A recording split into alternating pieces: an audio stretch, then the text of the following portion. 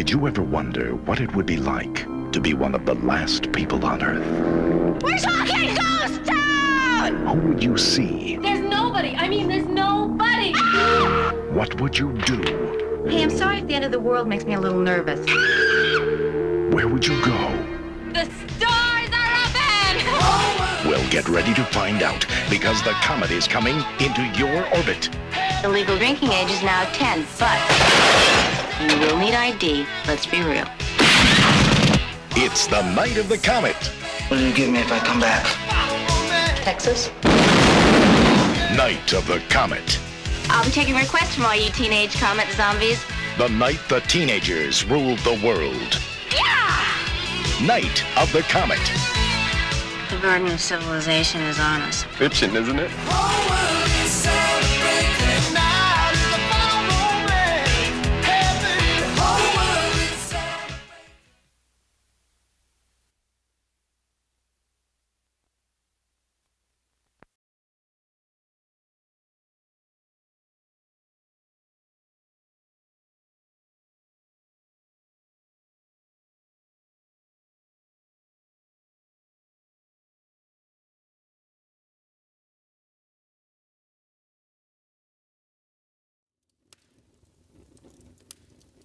Hey everyone, I guess probably as you can tell, we're dressing down a little bit this week. And to kind of date this episode, I'm about to have a lot of work coming up, so I wanted to do a really casual episode before I did some older episodes that I'd pre-recorded in anticipation for this very thing. And so I picked the cheesy 80s movie that I remember having a lot of fun with last year, and I wanted to dig into some of it. And I thought it'd be fun to do it in this format, because for the next 3 weeks I will be working every day about 13 to 17 hours a day, which for some people is not a whole lot, but for me definitely is. And so I wanted to send myself out on a high note, an episode that I knew I would really enjoy. And so I picked something that was, I think, both an undersung gem and also just some comfort food for me. So I could think back fondly on this screening when I'm in the midst of, as we call it in production, Hell Week. And so I'm dressed down, I'm casual, and I'm excited to just relax and talk to you about this classic film that you may not even know about. Because on tonight's episode, we're going to be digging into a film that is a pastiche of so many different genres, both being a great sci-fi film, a zombie film, a post-apocalyptic film, and so many other things, as well as being pretty dang funny as well. This film runs the gamut with everything that it covers. So on tonight's episode, we'll be digging into a film that is a pastiche of so many different genres, and how it lovingly works through every one of those different things and comes together to be a nice cohesive package, and how this film actually is a bit of a socio-political commentary, even if it isn't quite as overt as films like John Carpenter's They Live. We'll be talking about all that and so much more. I'm your host and curator around these parts, Patrick Smith, and this is Movie Club. Roll the intro, Trevor!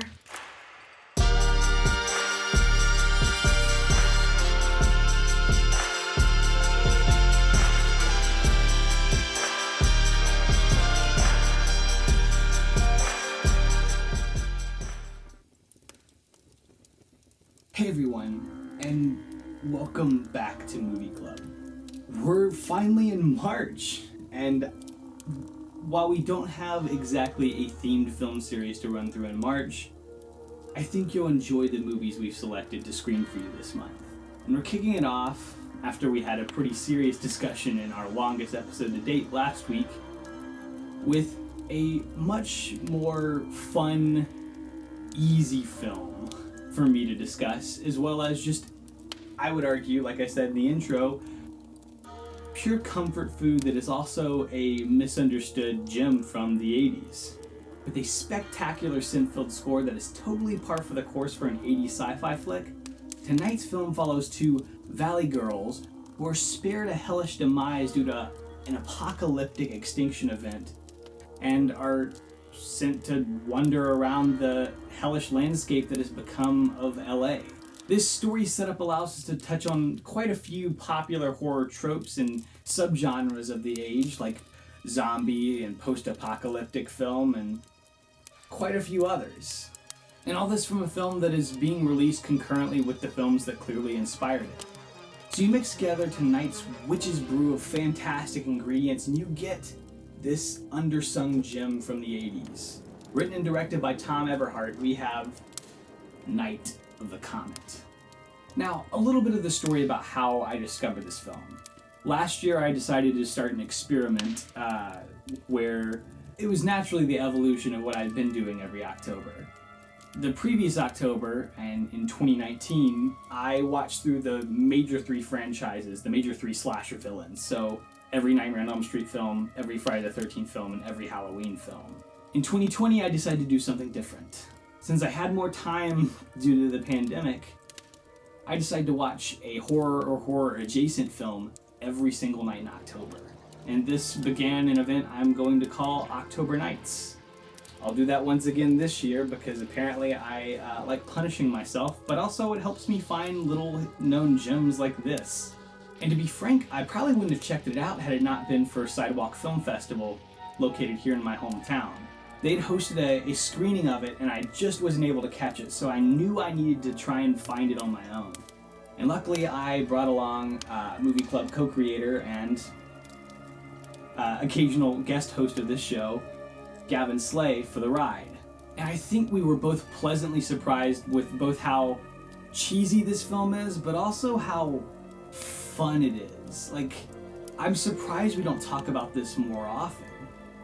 Now, it's been touched on in the 2 fantastic documentaries, In Search of Darkness, both the original part that came out a couple years ago, and the second part, which came out late last year.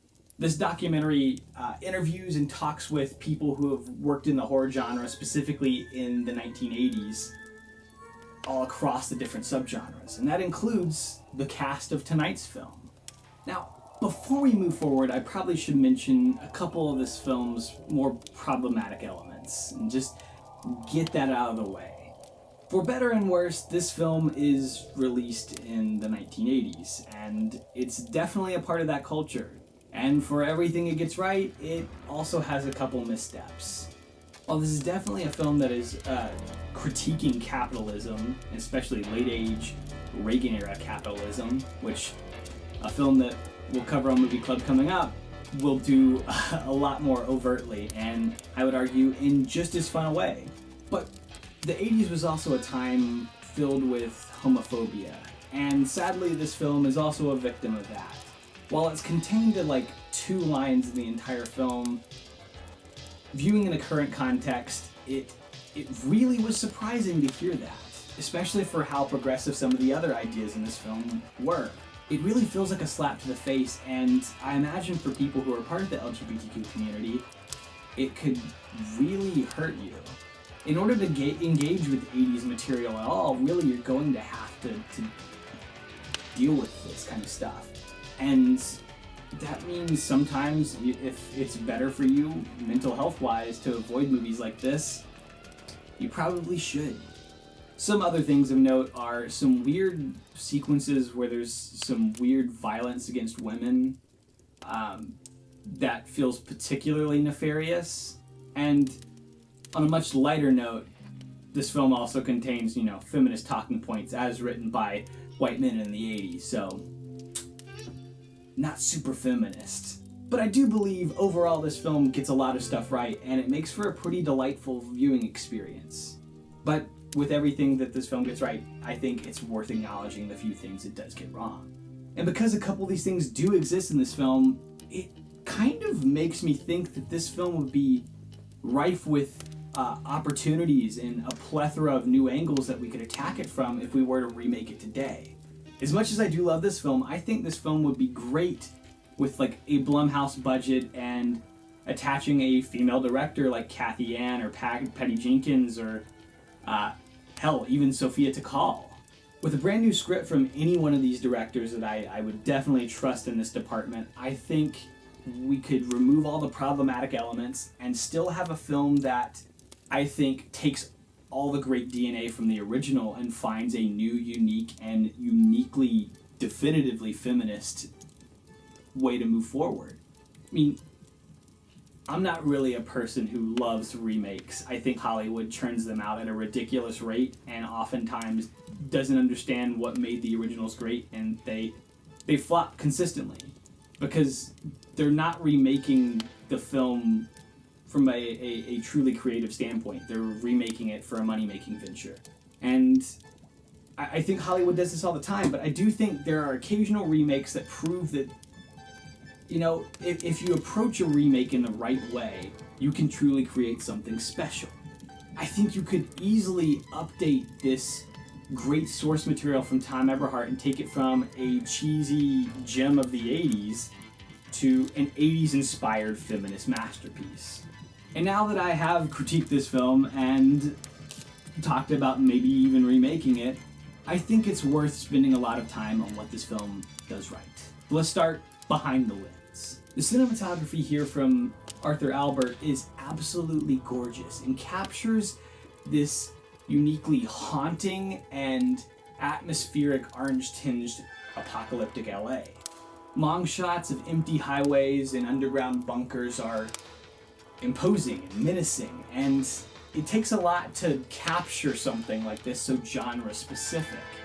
And I think for a film that isn't a huge budget, it managed to do a lot of things really creatively and really captures the feel of what makes an apocalypse so haunting. Being the last person on Earth is such a terrifying prospect. And as I previously mentioned, the synth-filled score of this movie is absolutely fantastic, and David Campbell, who's our composer here, did a brilliant job articulating how it feels to live in an apocalypse. He utilizes a synth to truly fill out the space, the emptiness that is in these long tracking shots of people driving through an empty LA, which if you've ever driven in LA traffic would be a terrifying prospect. Campbell's music collaborates and plays off of the great imagery from Arthur Albert, as well as the fantastic character acting on screen. You bring together all these incredible elements which make up film, and honestly, it helps bring to life this, I would argue, cheesy masterpiece. Special effects artist David B. Miller was brought on to do all of the zombie makeups for Night of the Comet, and this is his zombified cop right here. And David was in a really great position. He had just come off of Michael Jackson's Thriller, and that's why he was hired for this movie, and they gave him complete control over how the zombies should look in this movie. And actually, Night of the Comet was a great training ground for David for one of the biggest highlights of his career, which was creating the makeup for Freddy Krueger. And he showed this picture to Wes Craven, and Wes was like, yeah, this is exactly what I want Freddy to look like. So Night of the Comet really was the jumping off ground for Freddy Krueger. And I don't think I'm alone either in this thought process, because as I looked at Letterboxd and a ton of other places to review for it, people are really starting to change their opinions on this movie. Originally, they just thought it was a fun, casual afternoon watch, and now they're starting to appreciate some of its more deeper political messaging and just how fun this film can be, whilst also delivering a compelling and interesting character package. As I mentioned in the intro, the story of this film is about two Valley girls who are left alive, kind of surreptitiously, after everyone they know and love is killed when a comet passes over planet Earth on New Year's Eve. These two girls are Regina and Samantha, played by Catherine Mary Stewart and Kelly Maroney. Stewart's also known for her fantastic work in The Last Starfighter and Weekend at Bernie's. Prior to this film, Maroney was also known for her work in the TV show Ryan's Hope and Fast Times at Ridgemont High. But notably to Gavin, she also co-stars in a fantastic film that we also explored in last year's October Nights. And that would be Chopping Mall, which features one of the most comical edits in credit history that, if I were to spoil it here, would ruin any chance of surprise to you. Let me tell you, the credits of that movie took that movie from like maybe a 2.5-star experience to a 4-star film. Ladies and gentlemen, this is why you always watch the credits. For those in the know, jerkwad. Star Trek Voyager actor Robert Beltran also makes an appearance here as a truck driver who also gets spared from the blast. He meets up with our two Valley girls and helps them forge a new path through LA and a new life. Now that we've tackled the cast and the crew of this film, I think it's pertinent to also engage and talk about some of the incredible trivia behind this film. Because as I said, this film was on a tight budget, and that necessitated a lot of creativity to make up for the fact that they were working with a smaller amount of money. One of the most notable things is the fact that those shots of empty LA weren't just captured when no one was in town. They just blocked off streets in the middle of a regular business day and locked down the camera and made sure to get the shots in as few takes as humanly possible. I seem to remember that we shot like first thing in the morning, Christmas morning, so that the entire downtown was empty, or as empty as possible. It was a lot of shots of downtown and, oh no, there's window washers. And the producer would be like screaming behind me because in those days we couldn't CGI those people out. There was no CGI. If you had window washers in the shot, you lost the shot. I mean, it wasn't like it was such a huge production that we could hire a bunch of people to block off all the streets downtown LA. We had to shoot during a time where nobody would be there. When writing the screenplay for this film, writer and director Thom Eberhardt asked teenagers pretty casually on the streets what they would do in the middle of an apocalypse, and used that to influence the story that he told. Tom was like our dad. There's a scene in our living room, and there's me as a little girl and Kathy's a little girl, and then there's the Green Beret guy. That's Tom. He put the hat on and stuff to take the picture. And he always looked out for us, and I think I got a lot of the performance that he wanted me through osmosis just by hanging around him. Tom is brilliant. He wrote the script. I loved it. At a certain point, the producers were trying to decide whether they wanted it to be a serious horror movie or as written, which was much more tongue-in-cheek and so much more intelligent in many ways and fun. And fortunately, the end product stuck closer to the original script, which was wonderful. I think he's a brilliant writer. Despite the low budget, production designer John Muto was very creative in how he gave this film a comic book style appearance.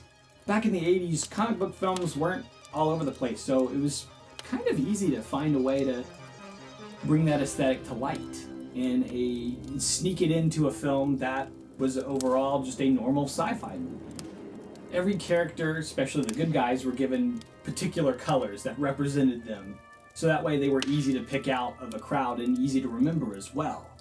Eberhardt was also creative in finding ways to keep the camera rolling in the event of, misfires. Specifically in the instance of a shot where they were shooting machine guns. There was a little bit of improvisation. Tom was really open to all that stuff. We pretty much stuck to the script, but there were times where, for instance, when we were shooting at a car,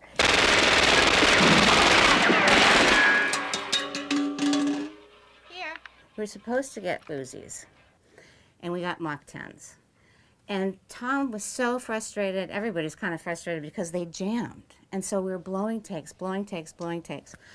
Great. It was ridiculous. And so finally Tom walks up to me and he says, if that happens again, we're not going to stop. I just want you to just be disgusted and go, See, this is the problem with these things. Daddy would have gotten us Uzis. and I look at the car and I said, well, the car didn't know the difference. That was all kind of improvised. Another example of Eberhardt's creativity behind the camera was when he got praise for shooting a character just with her shoes, and that represented the whole character. A lot of people thought that was a pretty creative choice, but in reality, it comes from this film being an independent film and being a tiny, tiny budget. In fact, that's not even the real actress.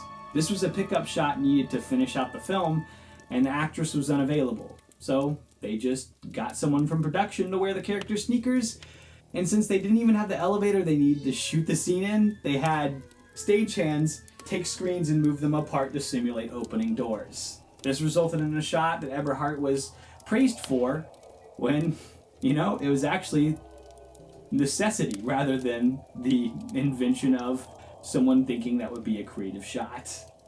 Maroney here also didn't have to spend a whole lot of time getting back into character for playing a cheerleader in this film because she'd done it before, 2 years prior in the cult hit Fast Times at Ridgemont High. Fast Times is a 1982 coming-of-age film from director Amy Heckerling and written by up-and-comer Cameron Crowe, who would go on to make quite a few great films on his own. Crowe's movies include Almost Famous, Jerry Maguire, Singles, and the incredible Roadie series that came out a couple years ago that only got a single season. This guy has written and directed an incredible amount of movies, and if you haven't checked out any of his incredibly stylistic and beautifully portrayed films, you're missing out, my friends. Likewise, Catherine Marie Stewart also did most of her own stunts in this film, which is a necessity for most small independent films. The only shot she didn't do were riding the motorcycle through the streets of California. This was accomplished by having a stunt woman drive the motorcycle on the long shots and Stewart riding on the back of a truck on top of the motorcycle for the close-ups. This film is also in the club of 80s films that use malls to, have some socio-political messaging about consumerism, specifically 1980s Reagan-era consumerism. Another great film that falls in this bubble is Dawn of the Dead, George Romero's follow-up to Night of the Living Dead from 1968. While technically that film came out in the 70s, it inspired so many incredible follow-ups and other sequels and other things that came out in the 80s. Because the 80s is when everything was thrown at the wall for horror. And it's why there's been so many documentaries about that era of horror. As I mentioned before, I really do love the two main characters in this film, and Kelly Maroney and Catherine Marie Stewart are dynamite together. First scene was the scene where she comes home and I'm getting ready for pep squad practice. God, what are you trying to do? Give me a heart attack? I thought you were Doris. That was our very first day. And we just fell into it, and it was like I always knew her. We had a lot of fun together. We became really, really good friends. We became like sisters on the show. And I think that kind of shows. I think the relationship shows in the movie. So I have nothing but good memories, and we stayed friends afterwards. As the duo leading this film, they're easy to root for and always funny and entertaining as well. And their dynamic feels real. Thom Eberhardt also does a great job writing and directing here. I mean, aside from the few problematic elements I already mentioned. Prior to this, he was really only known for documentary work, and this was probably his only really big hit. Other notable work of his is he was actually a PA on the Steven Spielberg film Amblin, which I at least thought was pretty interesting. It was kind of like we were all in it together, kind of guerrilla filmmaking. So if things went wrong, it was almost like, of course things are going to go wrong. Nobody really expected it to be like a big budget feature film, and you have to go into these things with that attitude. One day the makeup guy didn't show up, so we were just like, okay, we'll do our own makeup, Regardless, aside from the few problematic elements I've already mentioned, this truly is a hidden cult classic and gem of the 80s that any self-respecting genre enthusiast should take the time and watch. But even if you're not typically a horror fan, I think you'll have a lot of fun with this movie. It's very funny, it's got some great performances, and the campiness and just a certain je ne sais quoi about this film really makes it a delightful bit of comfort food. Put on top of that a fantastic synth-based score and some dynamic use of camera and brilliant character writing, and you got yourself the makings of something fantastic. So I invite you tonight here at Movie Club to sit back, relax, and enjoy a duo of performances from Kelly Maroney and Catherine Marie Stewart in Thom Eberhardt's fantastic cult classic from 1984, Night of the Comet.